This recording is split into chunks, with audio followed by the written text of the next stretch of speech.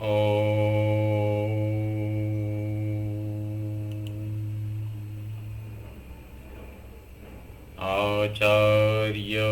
सठकोपदेशिकमथ प्राचार्य पारंपरीं श्रीमल्लक्ष्मणयोगिवर्य यमुना वास्तव्यनाथादिकान् वाल्मीकिं सह नारदेन मुनिना वाग्देवता वल्लभम्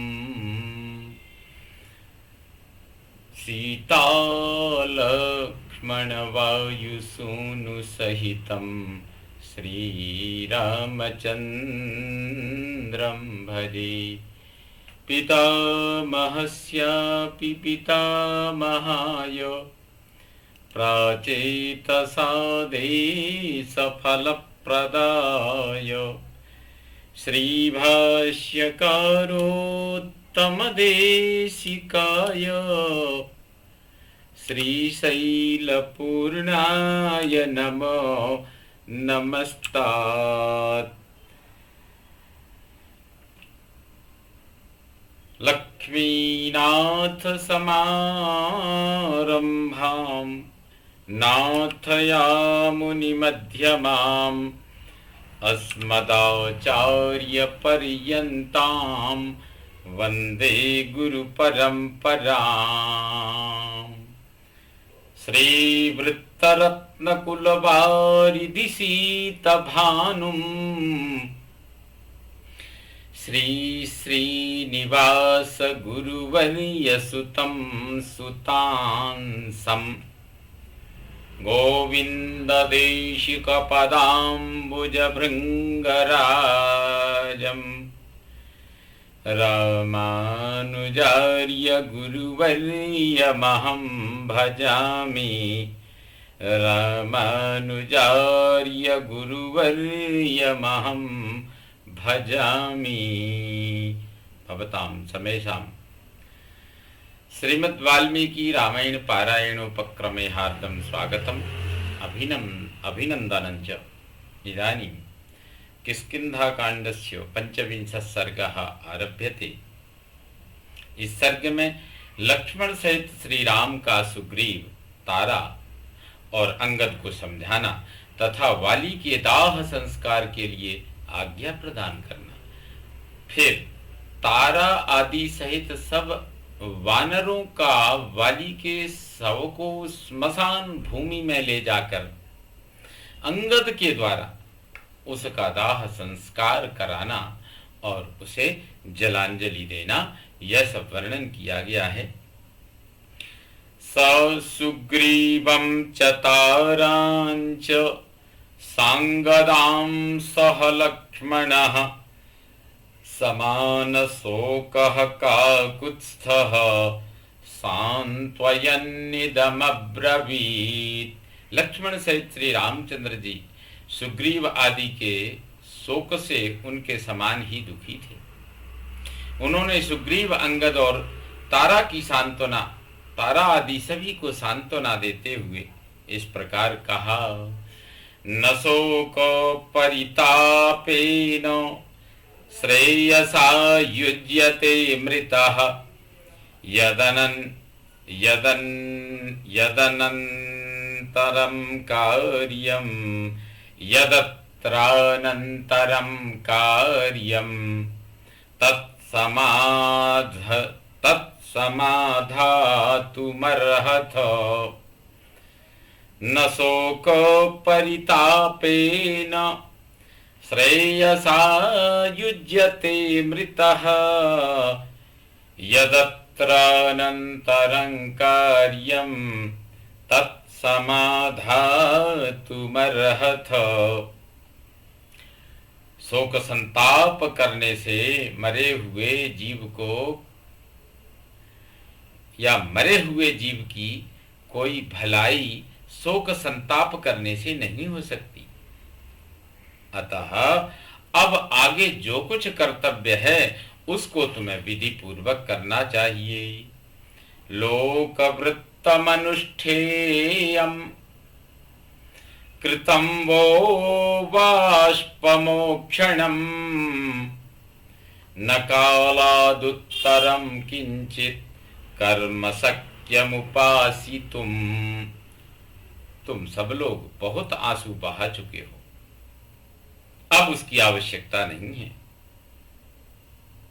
लोकाचार का भी पालन करना चाहिए। समय बिताकर कोई भी विहित कर्म नहीं किया जा सकता, क्योंकि उचित समय पर न किया जाए तो उस कर्म का कोई फल भी नहीं होता है। नियति ही कारणम लोके नियति ही कर्म साधनम और नियति ही सर्वभूतानां नियोगेष्विह कारणम। जगत में नियति अर्थात काल ही सबका कारण है, वही समस्त कर्मों का साधन है और काल ही समस्त प्राणियों को विभिन्न कर्मों में नियुक्त करने का कारण है, क्योंकि वही सबका प्रवर्तक है। न कर्ता कस्यचित् कश्चित् नियोगेनापि चेश्वरः स्वभावे वर्तते लोकः तस्य कालः परायणम्। कोई भी पुरुष न तो स्वतंत्रता पूर्वक किसी कर्म को कर सकता है, न किसी दूसरे को ही उसमें लगाने की शक्ति रखता है। सारा जगत स्वभाव के अधीन है और स्वभाव का आधार काल है। न कालः कालमत्येति न कालः परिहीयते स्वभावं च समासाद्य न कश्चिदति वर्तते। काल भी काल का अपनी की हुई व्यवस्था का उल्लंघन नहीं कर सकता। वह काल कभी क्षीण नहीं होता। स्वभाव अर्थात प्रारब्ध कर्म को पाकर कोई भी उसका उल्लंघन नहीं करता। न कालस्यास्ति बंधुत्वं न हेतुर्न पराक्रमः न मित्रज्ञाति संबंधः कारणम नात्मनो वशः। काल का किसी के साथ भाईचारे का, मित्रता का अथवा जाति बिरादरी का संबंध नहीं है। उसको वश में करने का कोई उपाय नहीं है तथा उस पर किसी का पराक्रम नहीं चल सकता। कारण स्वरूप भगवान काल जीव के भी वश में नहीं है। किंतु काल परिमाणो द्रष्टव्यः साधु पश्यता धर्मश्चार्थश्च कामश्च कालक्रम समाहिताः। अतः साधुदर्शी विवेकी पुरुष को सब कुछ काल का ही परिणाम समझना चाहिए। धर्म, अर्थ और काम भी काल क्रम से ही प्राप्त होते हैं। इतः स्वाम प्रकृतिम वाली गतः प्राप्तः क्रियाफलम साम दानार्थ संयोगैः पवित्रम प्लवगेश्वरः। मेरे द्वारा मारे जाने के कारण वानर राज वाली शरीर से मुक्त हो अपने शुद्ध स्वरूप को प्राप्त हुए हैं। नीति शास्त्र के अनुकूल साम, दान और अर्थ के समुचित प्रयोग से मिलने वाले जो पवित्र कर्म हैं वे सभी उन्हें प्राप्त हो गई। स्वधर्मास्य च संयोगात् जितस्तेन महात्मना स्वर्गः परिगृहीतश्च प्राणान् परिरक्षत प्राणान अपरिरक्षत प्राणान अपरिरक्षता। महात्मा वाली ने पहले अपने धर्म के संयोग से जिस पर विजय पाई थी, उसी स्वर्ग को इस समय युद्ध में प्राणों की रक्षा न करके उन्होंने अपने हाथ में कर लिया है। एषा वै नियतिः श्रेष्ठा यांगतो हरियूथपः तदलं परितापेन प्राप्त कालमुपास्यताम्। यही सर्वश्रेष्ठ गति है जिसे वानरों के सरदार वाली ने प्राप्त किया है। अतः अब उनके लिए शोक करना व्यर्थ है। इस समय तुम्हारे सामने जो कर्तव्य उपस्थित है उसे पूरा करो।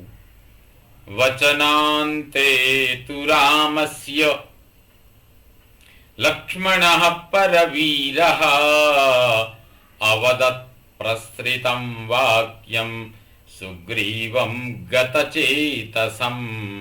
श्री रामचंद्र जी की बात समाप्त होने पर शत्रु वीरों का संहार करने वाले लक्ष्मण ने, जिनकी विवेक शक्ति नष्ट हो गई थी, उन सुग्रीव से नम्रता पूर्वक इस प्रकार कहा। कुरु त्वमस्य सुग्रीव प्रेत कार्यमनंतरम तारांगदाभ्याम सहितो वालिनो दहनम प्रति। सुग्रीव, अब तुम अंगद और तारा के साथ रहकर वाली के दाह संस्कार संबंधी प्रेत कार्य करो। समाज्ञापय काष्ठानि शुष्कानि च बहूनि च चंदनानि च दिव्यानि वाली संस्कार कारणात्। सेवकों को आज्ञा दो, वे वाली के दाह संस्कार के निमित्त प्रचुर मात्रा में सूखी लकड़ियां और दिव्य चंदन ले आवें। समाश्वासयदीनं त्वम् अंगदं दीनचेतसं मा भूर्बालिस बुद्धिस्त्वं त्वदधीनमिदं पुरम्। अंगद का चित्त बहुत दुखी हो गया है, इन्हें धैर्य बंधाओ। तुम अपने मन में मूढ़ता न लाओ, किंग कर्तव्य विमूढ़ न बनो, क्योंकि यह सारा नगर तुम्हारे ही अधीन है। अंगदस्त्वान्नयेन्माल्यं वस्त्राणि विविधानि च घृतं तैलमथो गन्धान् यच्चान्न समनन्तरम्।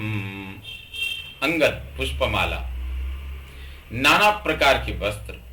अंगद पुष्पमाला, नाना प्रकार के वस्त्र, घी, तेल, सुगंधित पदार्थ तथा अन्य सामान जिनकी अभी आवश्यकता है स्वयं ले आवें। त्वं तारशिबिकां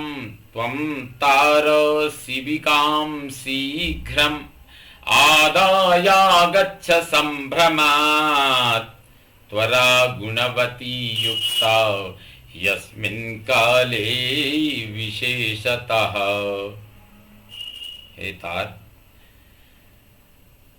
हे तारे, तुम शीघ्र जाकर वेग पूर्वक एक पालकी ले आओ, क्योंकि इस समय अधिक फुर्ती दिखानी चाहिए।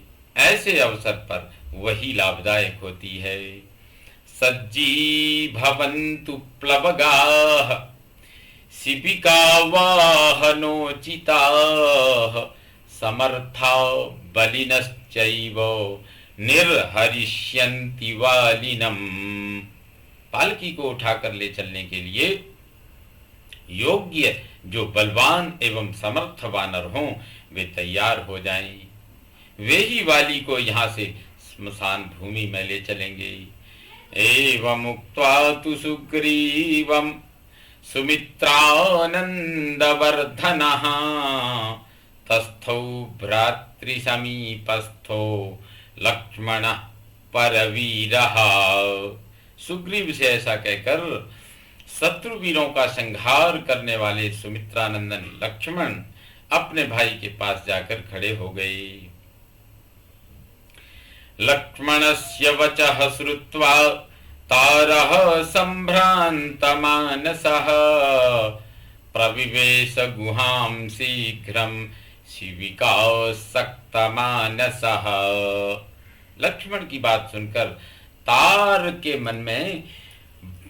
मन में हड़बड़ी मच गई। वह शिविका ले आने के लिए शीघ्रता पूर्वक किष्किंधा नामक गुफा में गया। लक्ष्मण की बात सुनकर तार के मन में हड़बड़ी मच गई। वह शिविका ले आने के लिए शीघ्रता पूर्वक किष्किंधा नामक गुफा में गया। आदाय शिविकां तारः सतु पर्यापतत् पुनः वानरैरुह्यमानां तां सूरैरुद्वहनोचितैः। वहां से शिविका दान के योग्य, वहां से शिविका ढोने के योग्य सूरवीर वानरों द्वारा कंधों पर उठाई हुई उस शिविका को साथ लेकर तार फिर तुरंत ही लौट आया। दिव्यां भद्रासनयुतां शिविकां स्यन्दनोपमां पक्षिकर्मभिराचित्रां द्रुमकर्म विभूषितां। वह दिव्य पालकी रथ के समान बनी हुई थी। उसके बीच में राजा के बैठने योग्य उत्तम आसन था। उसमें शिल्पियों द्वारा कृत्रिम पक्षी और वृक्ष बनाए गए थे जो उस पालकी को विचित्र शोभा से संपन्न बना रहे थे। आचितां चित्रपत्तिभिः सुनिविष्टां समन्ततः विमानमिव सिद्धानां जालवातायनायुतां। वह शिविका चित्र के रूप में बने हुए पैदल सिपाहियों से भरी प्रतीत होती थी। उसकी निर्माण कला सब ओर से बड़ी सुंदर दिखाई देती थी। देखने में वह सिद्धों के विमान सी प्रतीत होती थी। उसमें कई खिड़कियां बनी थीं जिनमें जालियां लगी हुई थीं। सुनियुक्तां विशालांच सुकृतां शिल्पिभिः कृतां दारुपर्वतकोपेतां चारुकर्म परिष्कृतां। कारीगरों ने उस पालकी को बहुत सुंदर बनाने का प्रयत्न किया था। उसका एक एक भाग बड़ा सुघड़ बनाया गया था। आकार में वह बहुत बड़ी थी। उसमें लकड़ियों के क्रीड़ा पर्वत बने हुए थे। वह मनोहर शिल्प कर्म से सुशोभित थी।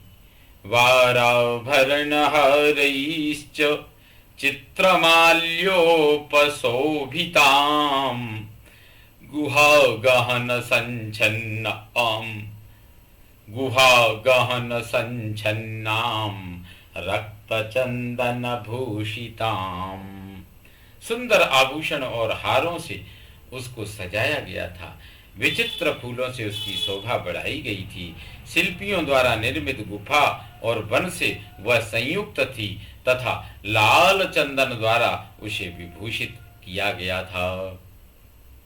पुष्पौघै समभिच्छन्नां पद्ममालाभिरेव च तरुणादित्यवर्णाभिर्भ्राजमानाभिरावृतां। नाना प्रकार के पुष्प समूहों द्वारा वह सब ओर से आच्छादित थी तथा प्रातः काल के सूर्य की भांति अरुण कांति वाली दीप्तिमती पद्ममालाओं से अलंकृत थी। ईदृशीं शिविकां दृष्ट्वा रामो लक्ष्मणमब्रवीत् क्षिप्रं विनीयतां वाली प्रेतकार्यं विधीयताम्। ऐसी पालकी का अवलोकन करके श्री रामचंद्र जी ने लक्ष्मण की ओर देखते हुए कहा, अब वाली को शीघ्र ही यहाँ से स्मशान भूमि में ले जाया जाए और उनका प्रेत कार्य किया जाए। ततो वालिनमुद्यम्य सुग्रीवः शिबिकां तदा आरोपद्यत विक्रोशन अंगदेन सहैवतु। तब अंगद के साथ करुण क्रंदन करते हुए सुग्रीव ने वाली के शव को उठाकर उस शिबिका में रखा। आरोप्य शिबिकां चैव वालिनं गतजीवितम् अलंकारैश्च विविधैर्माल्यैर्वस्त्रैश्च भूषितम्। मृत वाली को शिबिका में चढ़ाकर उन्हें नाना प्रकार के अलंकारों, फूलों के गजरों और भांति भांति के वस्त्रों से विभूषित किया। आज्ञापयत् तदा राजा सुग्रीवः प्लवगेश्वरः और्ध्वदैहिकमार्यस्य क्रियतामनुकूलतः। तदनंतर वानरों के स्वामी राजा सुग्रीव ने आज्ञा दी कि मेरे बड़े भाई और्ध्वदैहिक संस्कार शास्त्रानुकूल विधि से संपन्न किया जाए। सुग्रीव ने भी, वानरों के स्वामी राजा सुग्रीव ने सभी को ये आज्ञा दी कि मेरे बड़े भाई का और्ध्वदैहिक संस्कार शास्त्रानुकूल विधि से संपन्न किया जाए। विश्राणयन्तो रत्नानि विविधानि बहूनि च अग्रतः प्लवगायान्तु शिबिका तदनंतरम। आगे आगे बहुत से वानर नाना प्रकार के बहुसंख्यक रत्न लुटाते हुए चले, उनके पीछे शिबिका चले। राज्ञा मृद्धि विशेषा हि दृश्यन्ते भुवि यादृशाः तादृशैरिह कुर्वन्तु वानरा भर्तृसत्क्रियाम्। इस भूतल पर राजाओं के और्ध्वदैहिक संस्कार उनकी बढ़ी हुई समृद्धि के अनुसार जैसे धूमधाम से होते देखे जाते हैं, उसी प्रकार अधिक धन लगाकर सब वानर अपने स्वामी महाराज वाली का अंत्येष्टि संस्कार करें।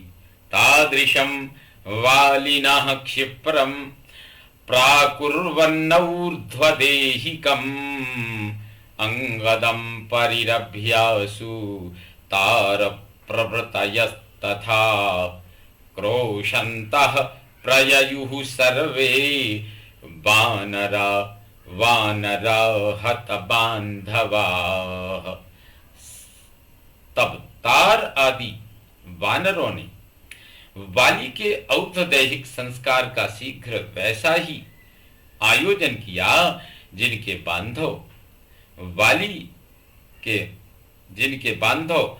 वाली मारे गए थे, वे सब के सब वानर अंगद को हृदय से लगाकर शीघ्रता पूर्वक वहां से रोते हुए सबके साथ प्रस्थान कर दिए चले।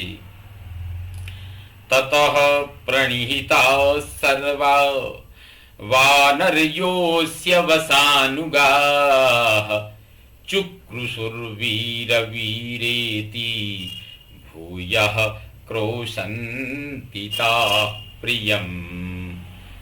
उनके पीछे वाली के अधीन रहने वाली सभी वानर पत्नियां समीप आकर हावीर हावीर कहती हुई अपने प्रियतम को पुकार पुकार कर बारंबार चिल्लाने लगी। तारा प्रभृतयः सर्वा वानर्यो हत बान्धवाः अनुजग्मुश्च भर्तारं क्रोशन्त्यः करुणस्वराभिः। स्वनाः, जिनके जीवन का वध किया गया था, वे तारा आदि सब वानरियां करुण स्वर से विलाप करती हुई अपने स्वामी के पीछे पीछे चलने लगी। तासाम रुदित शब्देन वानरीणां वनान्तरे वनानि गिरयश्चैव विक्रोशन्तीव सर्वतः। वन के भीतर रोती हुई उन वानर वधुओं के रोदन शब्द से गूंजते हुए वन और पर्वत भी सब ओर रोते हुए से प्रतीत होते थे। पुलिने गिरिनद्यास्तु विविक्ते जल संवृते चितां चक्रुः सुबहवो वानरा वनचारिणः। पहाड़ी नदी तुंगभद्रा के एकांत तट पर जो जल से घिरा था, वहां पहुंचकर बहुत से वनचारी वानरों ने एक चिता तैयार की। अवरोप्य ततस्कंधात् शिबिकां वानरोत्तमाः तस्थुरेकान्तमाश्रित्य सर्वे शोकपरायणाः। तदनंतर पालकी ढोने वाले श्रेष्ठ वानरों ने उसे अपने कंधे से उतारा और वे सब शोकमग्न हो एकांत स्थान में जा बैठे। ततस्तारापतिं दृष्ट्वा शिबिका तलसायिनम् आरोप्याङ्के शिरस्तस्य विललाप सुदुःखिता। तत्पश्चात तारा ने शिबिका में सुलाए हुए अपने पति के शव को देखकर उनके मस्तक को अपनी गोद में ले लिया और अत्यंत दुखी होकर वह विलाप करने लगी। हा वानर महाराज, हा नाथ मम वत्सल, हा महार्ह महाबाहु, हा मम प्रिय पश्य माम्, जनं न पश्यसि मम त्वं कस्माच्छोकाभिपीडितम्। हा वानरों के महाराज, हा मेरे दयालु प्राणनाथ, हा परम पूजनीय महाबाहु वीर, हा मेरे प्रियतम, एक बार मेरी ओर देखो तो सही। इस शोक पीड़ित दासी की ओर तुम दृष्टिपात क्यों नहीं करते हो? प्रहृष्टमिहते वक्त्रं गतासोरपि मानद अस्तार्कसमवर्णञ्च दृश्यते जीवतो यथा। दूसरों को मान देने वाले प्राणवल्लभ, प्राणों के निकल जाने पर भी तुम्हारा मुख जीवित अवस्था की भांति अस्ताचलवती सूर्य के समान अरुण प्रभा से युक्त एवं प्रसन्न ही दिखाई देता है। एष त्वां रामरूपेण कालः कर्षति वानर येन स्म विधवा सर्वाः कृता एकेषु नारणे। वानरराज, श्री राम के रूप में यह काल ही तुम्हें खींचकर लिए जा रहा है, जिसने युद्ध के मैदान में एक ही बाण मारकर हम सबको विधवा बना दिया। इमास्तास्तव राजेन्द्र वानर्योप्लवगास्तव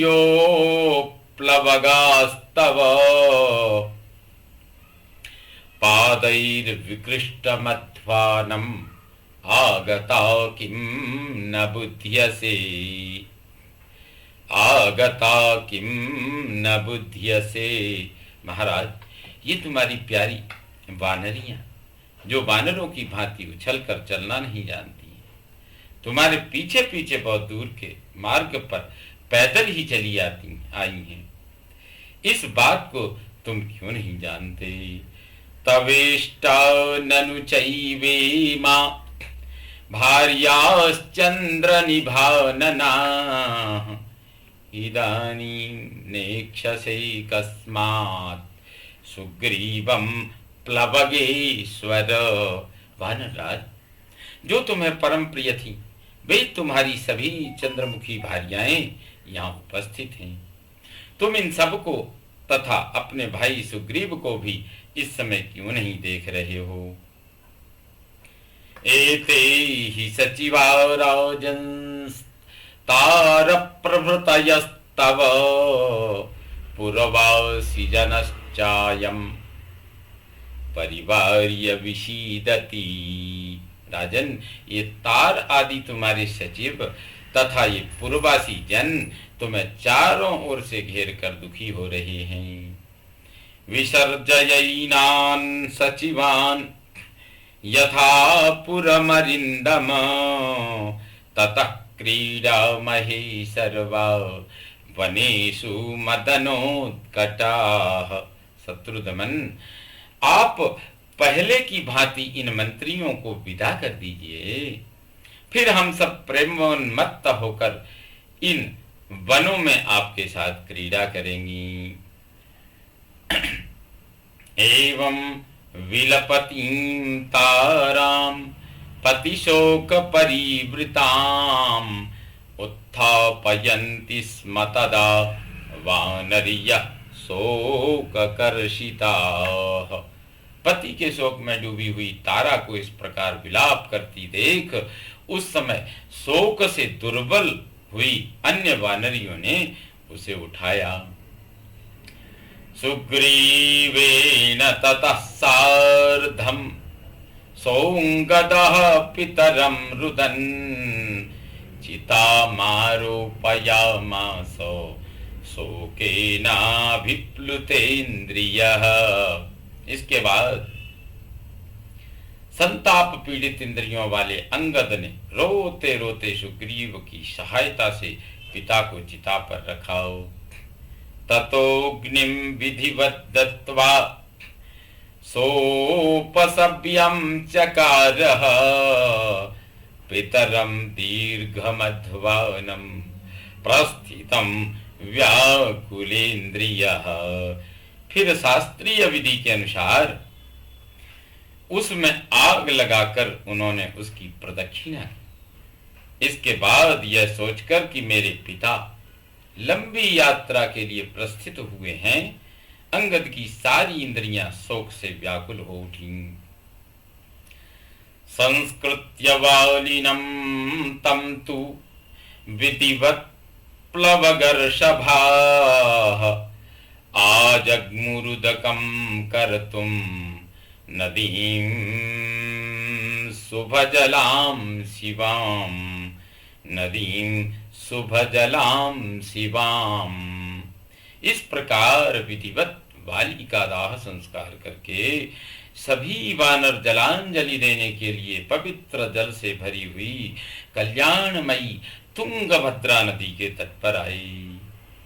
ततस्ते सहितास्तत्र ह्यंगदं स्थाप्य चाग्रतः सुग्रीवतारा सहिताः शिशिचुर्वानरा जलम। वहां अंगद को आगे रखकर सुग्रीव और तारा सहित सभी वानरों ने वाली के लिए एक साथ जलांजलि दी। सुग्रीवेणेव दीनेन दीनो भूत्वा महाबलः समानशोकः काकुत्स्थः प्रेतकार्याण्यकारयत्।